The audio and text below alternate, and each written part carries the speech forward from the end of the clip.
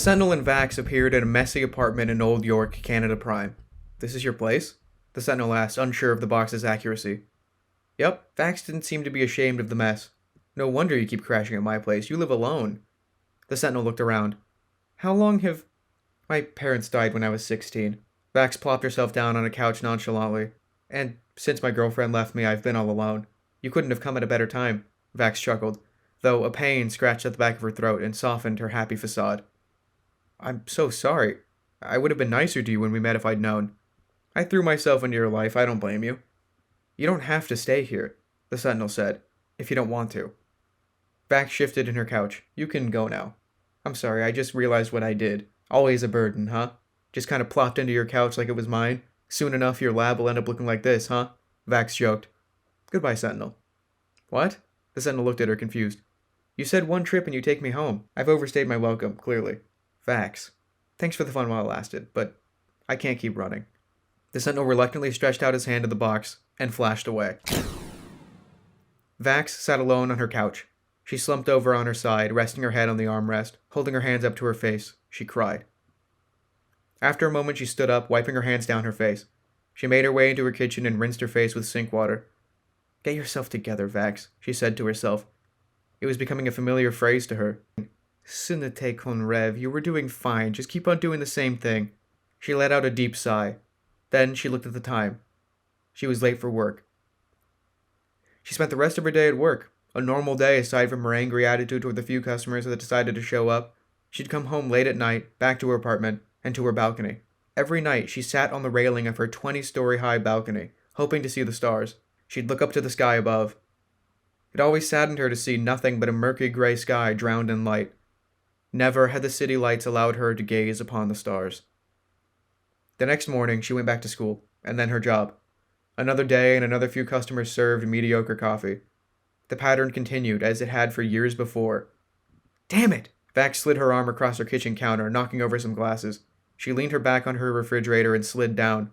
She buried her face in the ends of her long hoodie sleeves and cried. The next day, school droned on much longer than work. Her history class was torturous. She learned about the Sentinel and the First Galactic War. They picked up where they left off, learning of what Kogar's participation and sacrifice meant for the human-alien relations in the present.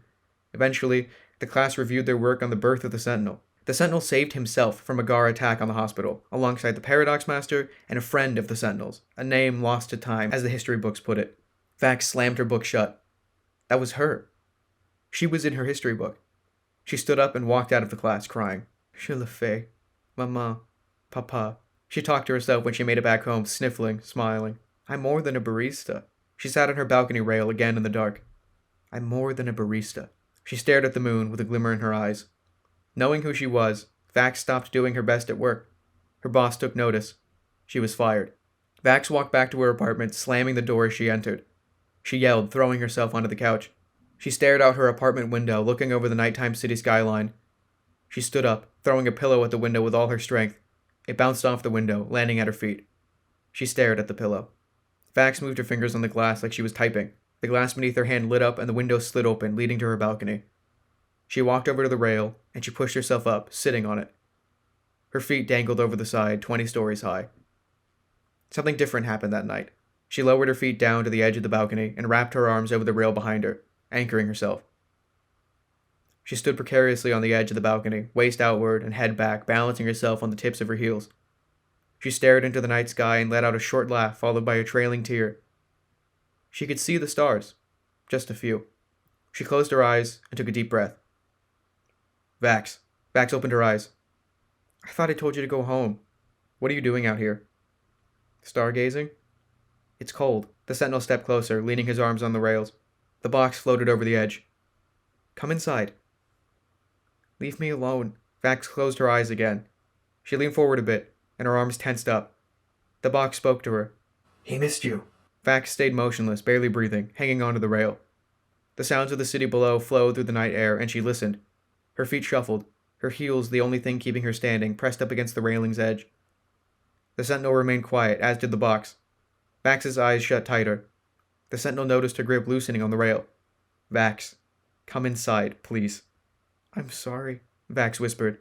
She let go of the rail and leaned forward and started to fall. The box flew in front of her as quickly as it could. The Sentinel held out his arms. Vaxx's feet had just left contact with the balcony when the box rushed into her chest and teleported her into the apartment. She fell into the couch. The Sentinel turned around in an instant and ran to her, hugging her. "Don't ever do that again." He pushed his face into her hoodie. "Please." "Sentinel, I'm sorry," Vaxx cried. The box floated near Vaxx's face. "That was dangerous. It is advised you do not do such an activity again." "Thanks, Box," she sniffled. The next morning, Vaxx awoke to see the Sentinel sitting outside on the balcony. He was leaning against the rail, watching Vaxx. "Morning," he groaned. "What are you doing?" "I stayed here all night. I wanted to make sure you didn't come back out." "What happened last night?" Vaxx sat up on her couch. "You jumped." The Sentinel gestured to the balcony. "The box saved you." "Why were you here?" Vaxx rubbed her head. "I had a bad feeling."